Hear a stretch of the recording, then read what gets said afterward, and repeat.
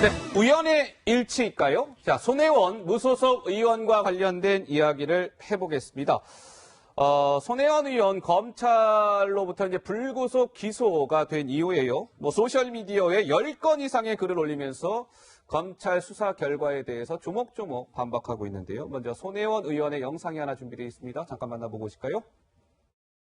저는 제가 죄진 게 없어요. 제가 잘못한 게 없기 때문에. 0.0001%라도 제가 숨기는 게 있다든지 감춰진 제 욕심이 있었다든지 하면 제가 이렇게 못 나서죠. 아주 악랄한 인격 말살입니다. 요만한 먼지거리도 하나 찾지 못할 겁니다. 진실은 반드시 이깁니다. 그것이 진실의 힘입니다.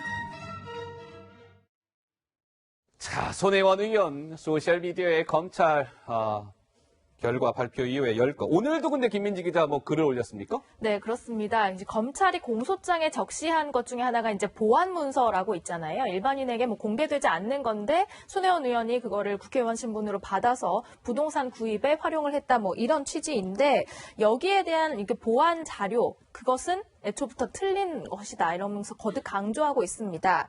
그러니까 검찰이 공소장에 언급한 보안 자료는 사실 내가 이제 받아서 봤는데 글씨 또한 너무 작아서 읽기가 어려웠고 잘 보지 않았다. 이 검찰이 그 자료를 보안 자료라고 하는 것, 그 자료를 중심으로 자신을 기소한 것 이런 것은 좀 어처구니 없는 일이다. 여전히 같은 입장을 반복하고 있습니다. 그렇군요. 자꾸 보안문서 봤다고 하는데 내가 본 건 보안문서가 아닙니다라는 게 이제 손혜원 의원의 주장인데요. 그래픽 화면 좀 주세요. 이 좀 엇갈리는 것 같습니다. 그러니까 이번에 불구속 기소하면서 손혜원 의원을 서울 남부지검에서는 손혜원 의원이 보안문서를 취득해서 부동산을 매입하는 데 활용했다. 이게 부패방지법과 부동산 실명제법 위반이다. 그런 혐의로 해서 이제 재판에 넘긴 거예요. 근데 손혜원 의원은 금방 또 들은 것처럼 이거 보안 자료 아니다. 그리고 목포시 같은 경우에도 이거 무슨 다 언론을 통해서 공개된 정도의 자료지 이게 보안 문서가 아닙니다. 이러고 있어요. 근데 검찰이 그러면 수사 잘못한 겁니까? 어떻게 되는 겁니까? 만일 이 똑같은 사안을 야당 국회의원이 했으면 검찰에서 불구속 기소를 했을까요? 구속 기소했을 것이다. 네, 구속 기소했습니다. 그리고 이 손혜원 의원의 혐의가 이제 부패방지법 위반, 또 부동산 실명제법 위반인데 각각 그것은 최대 7년 이하의 징역, 5년 이하의 징역에 해당되는 겁니다. 예. 그리고 이 전에 이제 문화관광부와 국토교통부에 어떤 압력을 가해서 목포의 구도심을 문화재 거리로 지정하는 이 부분에 대해서는 무혐의 처리를 해버렸단 말이죠. 예. 그것도 사실은 석연치가 않습니다. 지금 우리가 목포에 있는 그 적산가옥이라고 그러죠. 일제시대 때의 집단 거리를 이걸 무슨 문화재라고 얘기를 하고 있는데 사실 그것이 가치가 있느냐는 또 논란이 좀 되고 있죠. 예. 우리가 YS 대통령 출범할 때 중앙청 그 큰 건물도 일제 잔재라고 해서 폭파시키지 않았습니까? 네. 근데 그걸 볼 때 이 직권남용 부분에 대해서 무혐의한 것도 좀 납득하기 어렵고요. 또 불구속 수사했다는 것도 역시 이제 한간에서 제기하고 있는 엄청난 파워가 있는 여당 초선 의원이다. 눈치 본 거 아니냐? 네. 예. 그 기자회견 할 때도 원내대표가 배석을 할 정도로 그리고 계속 지금 여러 가지 쟁점이 많지 않습니까? 예. 이 국립 용산의 박물관의 학예연구사 취업 관련해서 압력을 넣은 부분, 이 부분도 따로 이제 수사가 되고 있고 많은 말썽을 부리고 일으키고 있는 분인데 이 분에 대해서 이렇게 불구속 기소를 한다. 이것은 저는 납득할 수가 없습니다. 예. 지금 말씀은 이제 박종희 의원의 개인 의견을 말씀하신 거고요. 자, 그런데 보면 이 손혜원 의원이 이제 창성장이라는 곳을 매입을 하죠. 그 문서를 받은 이후에 매입을 합니다.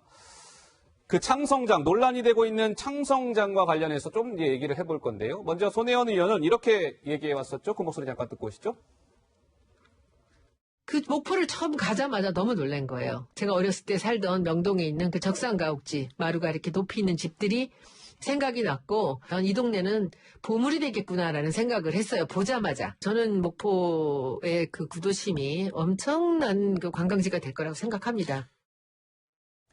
자, 창성장. 근데 이게 김민지 기자 왜 좀 논란이 되고 있는지 좀 궁금한데요? 일단 해당 그 문서 있잖아요. 이게 2017년 5월 18일 그 목포시장으로부터 손혜원 의원이 받은 자료입니다. 그 문제 보완 문서라는 그 문제 문서. 근데 목포시 도시재생 전략 계획이라는 이 문서 안에는 도시재생 사업의 목표라든지 뭐 공간 개요 등 이 내용이 담겨 있는데 여기에 특별히 연계 사업으로 적산가옥 게스트하우스 조성 방안이라는 내용이 포함되어 있어요. 예. 실제로 손 의원은 자료를 입수한 이후에 한 달 뒤쯤에 2017년 6월이었는데요. 남자 조카의 명의로 적산 가옥인 현재 창성장 건물을 구입해서 예. 게스트하우스로 리모델링을 했습니다. 자, 그러니까 그 문서가 보완 문서냐 아니냐, 뭐 이런 논란도 있지만 어쨌든 손혜원 의원이 그 문서를 목포시청으로부터 받은 한 달 뒤에 이제 저 창성장이란 건물을 손혜원 의원이 매입을 하는데 공교롭게도 그 문화재 거리가 개발된다는 곳에 인접해 있다는 거죠. 저 창성장이라는 건물이. 그러니까 김 원장님, 저게 이제 결국엔 그 문서를 이용해서 손혜원 의원이 불법적으로 사익을 추구한 거 아니냐, 이런 논란인 것 같은데 어떻습니까? 근데 이제 손혜원 의원이 이미 이제 여당을 나가서 무소속으로 예. 그리고 검찰이 기소를 하면서 저게 법의 영역으로 넘어갔기 때문에 저건 이제 법정에서 기본적으로 다툴 문제 아닙니까? 예. 그래서 이 문제는 도덕의 영역으로부터 법의 영역으로 넘어간 거죠. 그렇다면 이제 법적으로만 사실은 꼼꼼하게 따져보면 되는데 예. 법적으로 봤을 때 저것이 이제 기밀 문서냐 아니냐 하는 쟁점이 처음에 있는 거잖아요. 보안 문서냐 아니냐. 근데 예. 이제 보안 문서라는 게 너무 어려운 말 같은데 그러니까 쉽게 말해서 비공개 비밀 문서냐 그런 거죠. 아니냐인데 예. 이제 검찰에서는 그렇다고 하고 손혜원 의원은 난 모른다 저기서 준 거 받았다 이렇게 하고 아니라고 하고. 준 목포시에서는 이거 이미 공청에서 다 한 건데 예. 뭔 소리냐 이렇게 하기 때문에 저건 따져볼 여지가 있고 아마도 실제로 공청회나 이런 거에 공개됐던 것 자체는 사실인 것 같아요. 그걸 아마 거짓말하기는 어려우니까 그 첫째 그렇고 그 다음에 그러니까 이미 기밀인가 아닌가 하는 문제에서 약간 좀 조금 확인할 필요가 있고요. 필요가 있다. 예. 지금 쟁점이 두 가지잖아요. 기밀이냐 또 차명이냐. 이미 투기냐 아니냐 하는 거는 사실은 대중적으로 조금 정리가 돼버렸잖아요. 저게 큰 돈이 안 된 거기 때문에 투기냐까지는 모르지만 하여간 이해 충돌은 있을 수 있다. 지금 그거에서 지금 시비가 있는 거 아닙니까? 예. 그래서 그런 점에 대해서는 법적으로 좀 따져볼 대목이 있다고 보고 예. 그 검찰이 수사를 정확하게 했는가 그거는 사실 잘 모르겠어요. 왜냐하면 검찰이 과거에 한 중에 저런 사건이 유죄가 된 경우도 있고 무죄가 된 경우도 있기 때문에 예. 검찰 수사를 했기 때문에 100% 맞다 예단하기 어려워서 저는 좀 지켜보는 게 좋겠다고 보고요. 예. 손혜원 의원이 무소속인데 손혜원 의원이건 여당이건 야당이건 국회의원이 현행범 아니면 불구속 기소 외에 구속 기소가 잘 안 되는 거잖아요. 그래서 저 동의 안 해주면 그러니까 그거는 뭐 우리 박 의원님도 잘 아실 사안이어서 저 문제는 하여간 이제 어차피 법정으로 넘어갔기 재판이 때문에 진행이 되겠죠? 재판을 예. 통해서 좀 철저하게 밝혀지는 것이 좋겠다 이렇게 봅니다. 자, 조금 전에 말씀을 나눈 이 창성장이라는 곳, 이제 손혜원 의원이 매입을 했다라고 말씀을 드렸는데, 이제 이 창성장과 관련해서는 검찰의 판단은 손혜원 의원이 차명으로 매입을 했다. 이게 검찰의 판단입니다. 조카의 명의를 이용해서 차명으로 창성장을 샀다. 이게 검찰의 판단인데, 손혜원 의원은 이렇게 얘기해 왔었죠? 잠깐 그 목소리 듣고 오실까요? 조카들한테 제가 적법하게 증여를 해서 제가 그 이익을 가져가는 건 아니지 않습니까? 그게 어떤 이해의 상충일까요? 제가 이 어려운 조카를 위해서 제가 증여를 했다라는 사실이 이렇게 사람들이 믿기 어려운 건지 정말 몰랐어요. 전 진짜 몰랐어요. 진짜 몰랐어요. 손혜원 의원은 무슨 차명입니까? 내가 조카한테 증여한 거지 이건 차명 매입이 아닙니다. 이렇게 주장해 왔는데 검찰의 공소장을 보면 김민지 기자 좀 다르다면서요? 네, 검찰 공소장에는 이런 정황들이 좀 적혀 있는데요. 어떻게 적혀 있냐면 2017년 6월 15일 조카 손 씨와 구두로 명의신탁 약정을 체결한 다음에 이제 매매 계약을 체결했다 이런 내용입니다. 그러니까 손 의원은 해명하기를 조카에게 증여했다고 했는데 그것이 아니라 처음부터 창성장을 보좌관 A씨와 함께 운영할 그런 목적으로 차명으로 부동산을 샀다. 여기까지가 지금 검찰의 판단입니다. 그러니까 이게 이제 차명으로 손혜원 의원이 창성장을 산 거 아니냐 이제 이런 건데 창성장은 차명 재산이냐? 근데 보시면은요, 이 창성장을 조카 명의로 샀단 말이에요. 그리고 나서 매입 자금, 증여세, 수리 비용이나 이거를 누가 댔느냐가 굉장히 중요해요. 근데 모든 비용을 그 조카가 아니라 손혜원 의원이 직접 다 부담했다는 거예요. 법조계에서는 매입 자금이나 세금 출처가 누가 냈느냐가 이 차명재산임을 입증하는 가장 강력한 증거다. 근데 손혜원이 냈다고? 따라서 창성장은 검찰의 판단대로 차명으로 손혜원 의원이 매입한 거 아니냐. 따라서 부동산 실명제법 위반 아니냐. 뭐 이런 논란인데요. 검찰의 판단이 어떻게 보세요? 그 손혜원 의원 동생이 그런 얘기를 하지 않았습니까? 내 아들이 누나 때문에 투기꾼이 됐다. 그런 가족의 진술이 있습니다. 한 조카는 이제 가만히 있었습니다만 한 조카는 이 차명을 인정한 셈이죠. 그 손혜원 의원의 그동안의 이 행적, 그다음에 진술, 이 검찰 기소 후에 SNS에 올린 글을 보면은 저는 리플리 증후군을 좀 떠오르게 됩니다. 그게 어떤 겁니까? 계속 거짓말을 하고 어허. 그것이 믿게끔 사실인 것으로 믿는 그죠. 그러니까 예. 손혜원 의원이 처음에 검찰에서 이게 유죄로 밝혀진다면 내가 의원직 사퇴하겠다. 전 재산을 사회에 환원하겠다. 이렇게 얘기해놓고 지금은 검찰을 탓을 하고 있어요. 아하. 나중에 이제 판결이 내려지면 이제 아마 재판부 탓을 할 겁니다. 그리고 손혜원 의원의 탈당은 말하자면 여당에서 하도 부담스러우니까 꼬리 자르기를 해버리는 거라고 생각이 들거든요. 네. 그래서 저는 손혜원 의원이 지금이라도 사실대로 얘기를 하고 이 계좌라든가 뭐 증여한 부분이라든가 명의 신탁을 했다거나 이런 것들은 지금 검찰에서 다 밝혀진 상태인데 예. 지금 혼자만 아니라고 좀 우기고 있거든요.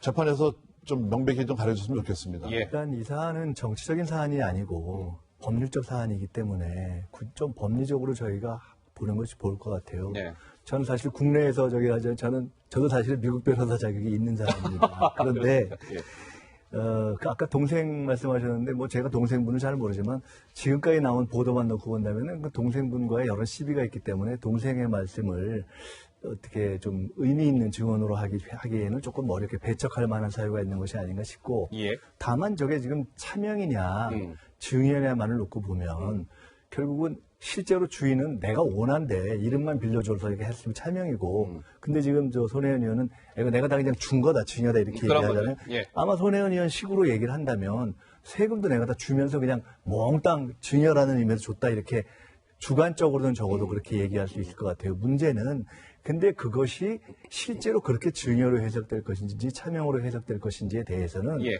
궁극적으로 제 행위에 대한 어떤 수익자로서 누가 정말 주체가 될 것이냐에 대해서는 좀 따져볼 대목이 있고 손혜원 의원은 이제 본인의 주관적 판단이 어떠하든지 간에 예. 법리적으로 법의 눈으로 딱 볼 때 그런 법의 잣대를 비춰가면서 꼭 판단한 건 아닌 거로 지금 보이거든요. 그렇군요. 그렇기 예. 때문에 저건 정말 법정에서 좀 더 지켜봐야 될 것 같고 더 많은 증거나 주장이 나와야 될 것 같습니다. 예, 알겠습니다. 저는 이제 김 원장님 말씀을 들으니까 손혜원 의원 말이 이제 계속 바뀌고 이런 과정에서 정치인들이 이제 누구한테 정치적을 받지 않습니까? 그 받아서 말썽이 생기면 나중에 이거 빌린 거도 하고 이제 그 뭡니까 차명 저걸 쓰잖아요. 그래놓고 나중에 보면 이제 이자 부분에 대해서만 처벌받는 경우도 있거든요. 네. 저는 이제 그게 연상이 돼서 예. 좀 씁쓸합니다. 예. 아마 저거는 분명히 법원이 진짜 저게 증여냐 차명이냐에 대한 뭔가 기준을 제시할 거라고 봅니다. 그렇겠죠. 그렇겠죠. 예, 이제 재판이 진행이 될 텐데요. 그러면 이 부분은 좀 어떨까요? 저희가 창성장이라고 좀 전에 이제 말씀을 좀 나눴는데 검찰이 수사를 진행을 하던 그 과정에 목포시가 이 창성장을 김민지 기자 그러니까 수사가 진행되고 있는데 조사가 근데 뭐 창성장을 홍보해서 좀 논란이 되고 있다고요? 그렇습니다. 얼마 전 목포역 인근에 이제 뭐 홍보 포스터 같은 것들이 붙어 있었다고 해요. 내용을 그래요? 살펴보면 목포 근대 역사 문화 공간에 대한 이제 홍보물 포스터인데요. 거기에 이제 지도 같은 것도 이제 표시가 되어 있겠죠. 그런데 지도에서 주요 지명이나 주요 이제 방문할 뭐 장소 같은 것들이 강조가 되어 있는데 그 중에 하나가 창성장 등이 강조 표시가 되어서 이제 홍보가 되고 있었다. 이런 내용입니다. 예. 그러니까 말씀하신 대로 검찰에서 이제 이게 의혹을 받아서 수사를 받는 과정에서 이것들을 시가 나서서 홍보하는 게 과연 맞느냐 이런 뭐 논란이 있었는데요. 예. 시청 차원에서는 뭐 관광객들의 질문이 많다 보니까 안내 차원에서 뭐 했던 것 같다 이렇게 설명을 했다고 합니다. 목포시는 논란이 일자 뒤늦게 저 포스터를 떼어냈답니다. 자, 손혜원 의원은요, 그동안 본인의 논란과 관련해서 그게 사실이면 나의 전 재산을 기부하겠다라고 그랬죠. 기부하겠다는 점을 수차례 강조해 왔습니다. 그러면서 본인의 이제 결백을 주장해 왔는데요. 자, 먼저 손혜원 의원의 목소리 잠깐 듣고 오실까요? 만약에 그게 차명이면 제가 전 재산을 그 국고로 환원하겠습니다. 제 동생분- 인생을 걸고 말씀드립니다. 차명 아닙니다. 재산 내놓고 이 국회의원직도 내놓는다 그랬는데 이게 이제 이 재판이 오래 가면 그때는 이미 국회의원직 끝났을 것 같아 좀 아쉽긴 합니다. 던져야 되는데 제가. 자, 손혜원 의원은 저게 뭐 차명 부동산 이런 게 다 사실이면 나는 아마 손혜원 의원의 재산이 53억 원이 조금 넘을 겁니다. 그 전 재산을 기부하겠다라는 점을 수차례 강조해야 하는데 검찰은 기부는 무슨 기부입니까? 몰수하겠다는 방침을 세웠다는 거예요. 건물 21채, 지금 문화재 거리 안에 건물 21채 이것을 모두 몰수하겠다는 방침을 세웠다. 그러니까 김 원장님, 저 기부하겠다는 손혜원 의원과 검찰에 몰수하겠다는 건 좀 엄연히 다른 거지 않습니까? 저 21채가 만약에 저게 법적으로 문제가 돼서 몰수된다면은 그거는 검찰 얘기가 맞는 걸 거고요. 근데 아마 손혜원 의원이 저게 문제가 돼서 내가 전 재산 기부하겠다라고 하면은 법적 책임이 아니라 도의적 책임을 얘기한 걸 텐데 예. 그건 아마 21채보다 훨씬 많을걸요. 53억이 지금 후보에 저 21채보다 훨씬 많을 거예요. 예. 알겠습니다. 이제 이게 손혜원 의원의 문제는 이제 아까 말씀대로 이제 검찰의 판단이 나온 것이고 향후에 이제 재판이 진행이 될 겁니다. 재판 과정에서 손혜원 의원 측과 검찰 측과 치열한 법적 공방이 신경전이 이어지지 않을까 싶네요.